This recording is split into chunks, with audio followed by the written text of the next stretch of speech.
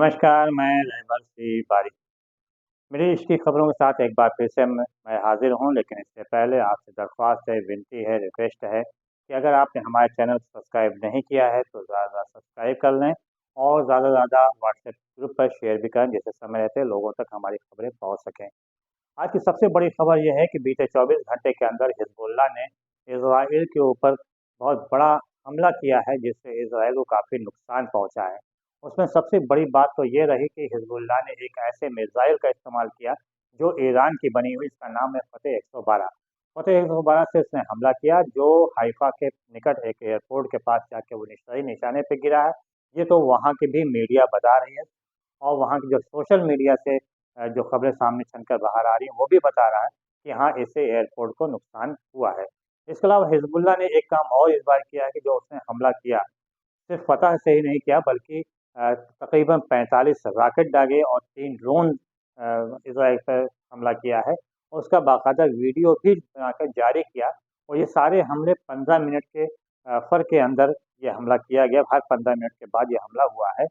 तो इससे ये अंदाज़ा लगाया जा सकता है कि हिज़बुल्लाह ने जो हमला किया, बहुत सोची-समझी स्कीम के तहत किया है और इससे हिज़बुल्लाह ने दावा किया है, इस हमले में इज़राइल के कई सैनिक भी मारे गए हैं। हालाँकि हिज़बुल्लाह के इस दावे की पुष्टि इज़राइल ने नहीं किया है, जो कि हमेशा से यही होता भी चला आया है कि इज़राइल कभी भी अपने सैनिकों के मारे जाने की पुष्टि नहीं करता है। लेकिन जो वहाँ के स्थानीय मीडिया है, ख़ासतौर पर सोशल मीडिया, उससे जो बातें बनकर सामने आई हैं, उससे यह स्पष्ट होता है कि इस हमले में इज़राइल को काफ़ी बड़ा नुकसान हुआ है।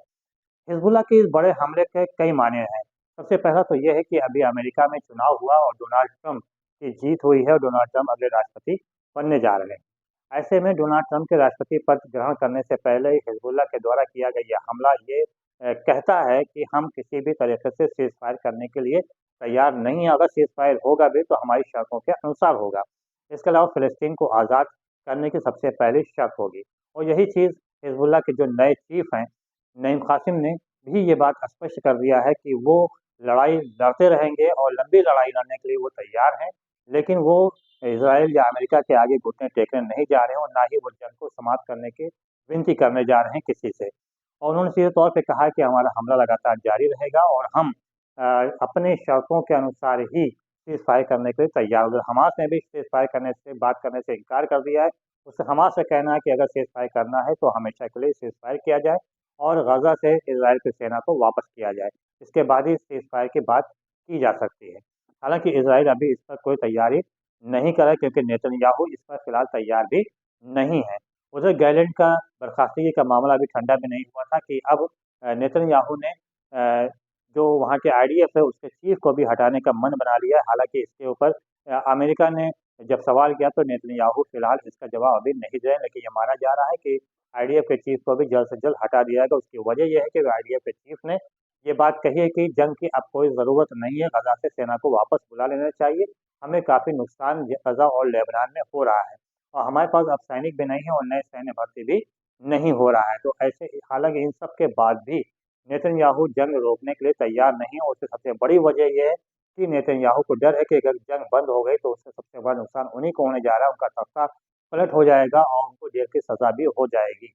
और अगर बात किया जाए कि पूर्व आईडीएफ के जो पूर्व सैन्य अधिकारी चीफ थे, उन्होंने इज़राइल के नागरिकों से अपील किया है और उन्होंने बाकायदा इसके लिए ट्वीट भी किया है, अपील भी किया है कि वे सड़कों पे उतरे, अपने हक की लड़ाई लड़ें और नेतन्याहू को उखाड़ कर फेंक दें, क्योंकि नेतन्याहू सिर्फ अपने हित की लड़ाई लड़ रहा है, इज़राइल के हित की लड़ाई नहीं लड़ रहा है। इससे इज़राइलियों को काफ़ी नुकसान हो रहा है। इज़राइल की अर्थव्यवस्था पूरी तरह से चौपट हो चुकी है और वहाँ से रोज़गार खत्म हो रहा है और कई अन्य प्रकार की आर्थिक समस्याएँ इज़राइल में लगातार खड़ी होती चली जा रही हैं।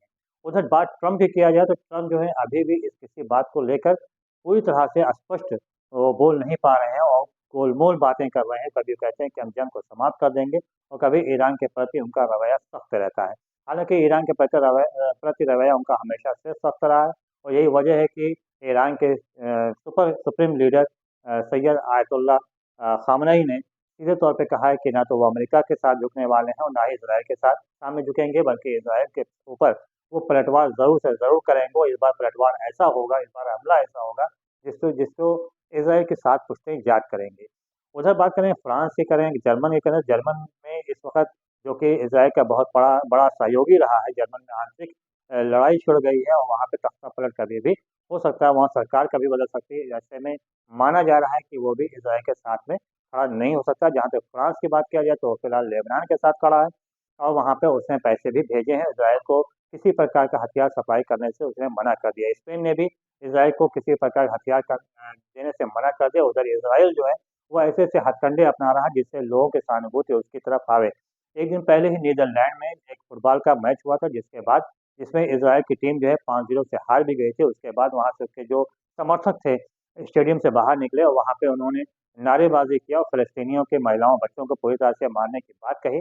इस पर वहाँ पे जो अरब हैं, उन्होंने अरबी हैं, उनसे झड़प भी हुई और अरबियों ने जब उनको मारा तो इज़राइली वहाँ से भाग खड़े। माना जा रहा है कि इसमें 10 से 12 इज़राइली घायल हुए हैं।